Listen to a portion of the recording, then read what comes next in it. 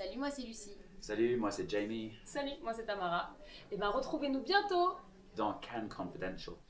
Les premières infos sur l'UV en série.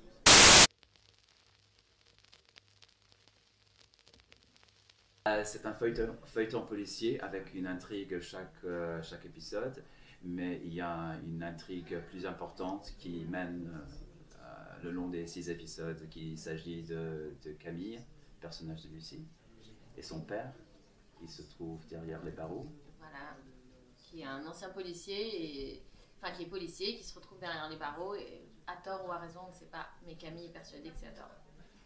Et mon personnage, Harry, c'est un homme de mystère international qui se trouve à Cannes et qui est un suspect tout au début, mais peu à peu, Camille se rend compte qu'il est toujours là, n'importe où, dans la ville, il connaît tout le monde. Partout. Oui, il a une manière assez énervante, charmante, un petit peu bagarre, un petit peu avec les mots, il est Enfin, chaque chose que tu dis, c'est une blague, ouais, quasiment. toujours. Toujours une Il blague. a un sens d'humour assez marqué, assez cinglant. Assez cinglant, voilà. Et puis, oui, c'est un mystère. Et par contre, le personnage de Léa, Ouais, qui est joué par moi du coup, qui est la coéquipière de Lucie, de Camille, le personnage joué par Lucie.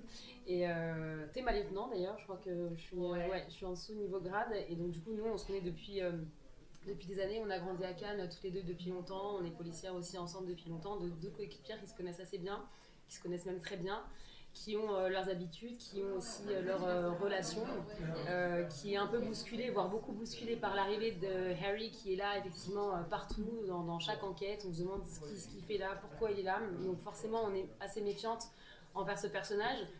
Camille a sa méfiance à elle et a un rapport particulier avec Harry. Léa a sa méfiance aussi vis-à-vis de lui et a sa relation particulière avec lui également. Donc il y a vraiment un triangle qui se joue et qui est raconté sur toute la saison, à côté, en parallèle de ces enquêtes qui sont réglées à chaque fin d'épisode, quoi.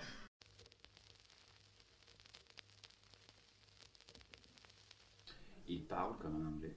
On ne sait absolument rien sur lui, mais il a l'air britannique. Oui. Et les filles se méfient de lui, ils suspectent qu'il a une histoire cachée, il fuit quelque chose dans son passé compliqué.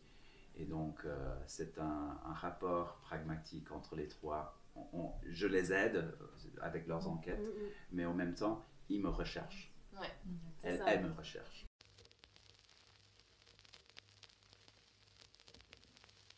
Moi, j'avais déjà fait un film en anglais qui s'appelle Porto. Et donc, je m'étais déjà frottée à l'exercice et j'avais vu que c'était très très difficile. Ouais, vraiment, je te rassure pas là-dessus, c'est très difficile, mais on a le meilleur coach possible. Ça, je te jure. Ça c'est bien. Donc voilà. Et j'ai trouvé ça très difficile, mais j'ai adoré ça. J'ai vraiment adoré ça. C'est un autre univers, c'est une autre façon de jouer, c'est une autre façon d'appréhender. Et Jamie peut en parler aussi sûrement parce que tu as déjà joué en français. J'ai eu l'expérience en France, ouais. Voilà. Mais je l'adore. Et c'est passionnant. Ouais. C'est une autre façon de travailler, mais c'est passionnant.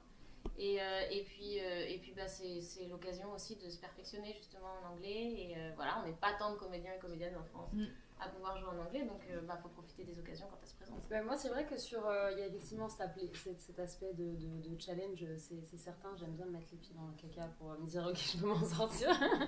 mais c'est vrai que la promesse en tout cas de la série sur que ce soit du synopsis, que ce soit la promesse d'imagerie aussi de réalisation, on n'est pas sur quelque chose de totalement français justement vu qu'il y a beaucoup de melting pot dans toute l'équipe. Et le réalisateur Camille Delamarre, qui est pour le coup français, oui, a l'habitude de travailler aussi à l'international, donc il y a vraiment ces influences qui viennent un peu de partout et il y a vraiment une envie de faire quelque chose de différent, que ce soit encore une fois dans l'utilisation des combats, des cascades, peut-être de pousser un peu plus le truc, dans la réalisation, dans l'image, dans la colorimétrie, tout ça, il y a vraiment une envie de sortir un peu des sentiers battus ou des codes de ce qu'on a l'habitude de voir dans les séries policières françaises. Et je crois que c'est ça qui m'a attirée aussi, de pouvoir faire partie d'un projet qui propose autre chose et qui a d'autres ambitions.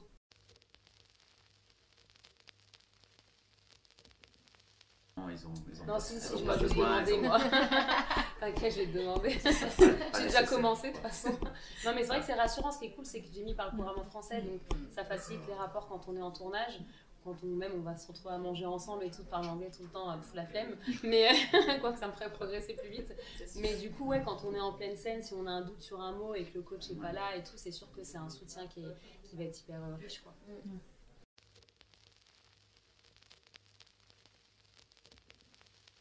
Honnêtement, ça a été, en tout cas pour moi je connais pas ton niveau d'anglais, Lucie, mais pour moi je sais que c'est la part la plus tricky. Je commence.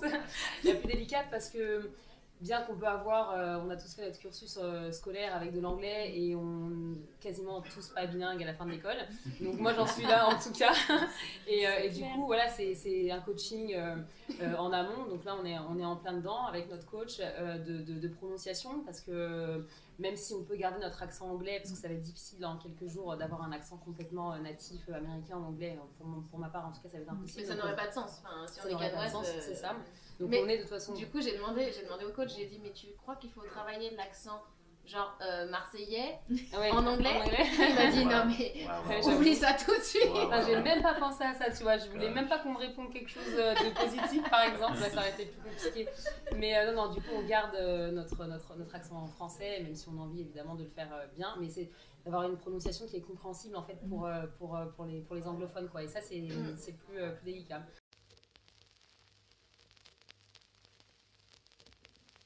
On a en plus un training avec Lucie, vu qu'on joue de policière, un training physique de boxe, de combat, d'autodéfense. Et ça, c'est assez excitant aussi parce que moi, je l'ai jamais fait.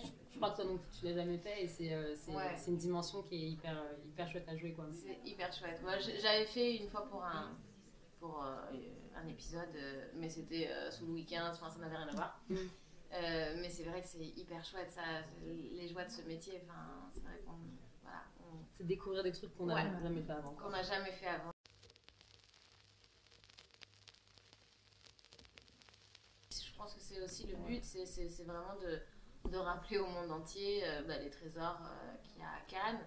Et puis sûrement de donner envie de découvrir cette ville, mais aussi de parler aussi beaucoup de cette spécificité qu'il y a à Cannes. À Cannes, il y a plus de 25% des habitants qui sont sous le seuil de pauvreté.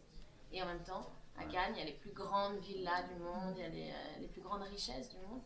Donc cette série, elle parle de ça aussi, de cette espèce de gouffre qu'il peut y avoir entre les uns et les autres, et que justement les super riches ne pourraient pas vivre comme ils vivent sans les classes beaucoup plus populaires qui sont là pour faire le sale boulot entre guillemets. Et voilà, de ces injustices énormes qu'il peut y avoir au sein même d'une ville. Et je pense qu'on est là aussi, enfin cette série elle est là aussi pour parler de ça. Oui, il y a ce souhait aussi de montrer la face cachée, la face B de Cannes, quoi, celle qu'on ne connaît pas forcément en tant que touriste.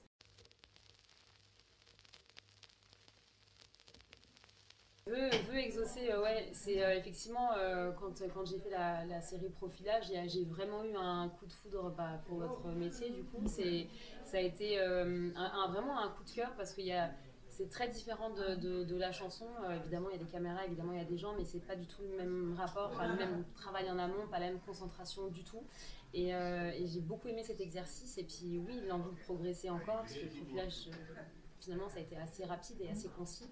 Et de réitérer et de trouver un projet qui me plaise. Et du coup, ça a été, entre le confinement, etc., finalement, ça a été assez rapide, quoi.